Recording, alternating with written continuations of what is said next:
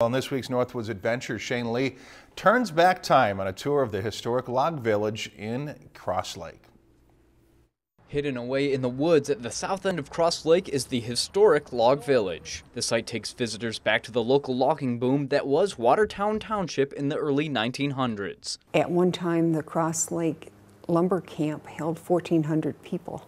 6 buildings built from the late 1800s and early 1900s have been moved to the site, and 2 replicas have been built in the village. One replica is the general store, which would have been used for shopping, socializing, and delivering the mail. The original post office in Crosslake was at the headquarters for the logging company from 1898 to 1926. The post office moved from home to home before finally landing at the store in 1928. Next on the tour is the one-room ideal schoolhouse built in 1897. I'm an assistant in the school, and it's just fun to see what they used or what they didn't use more, and it's so simple. Plude says the writing utensils stand out as the biggest difference as schools have gone from slates to paper to computers. Plude says she would have been just fine in the old schoolhouse. It looks like it was very organized and very, strict, and that's kind of the way I like to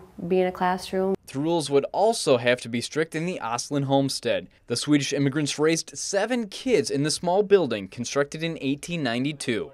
It was a pretty good-sized family that lived in there, and it's amazing that they found a way to survive. The Heath Homestead was built in the 1880s east of Pine River. The Crosslake Area Historical Society refurbished the home to look like a loggers' camp from the early 1900s. When you see what they built with the kind of tools they had at that time, it's pretty impressive. No logging town would be complete without a resort cabin, a saloon, and of course, a town hall.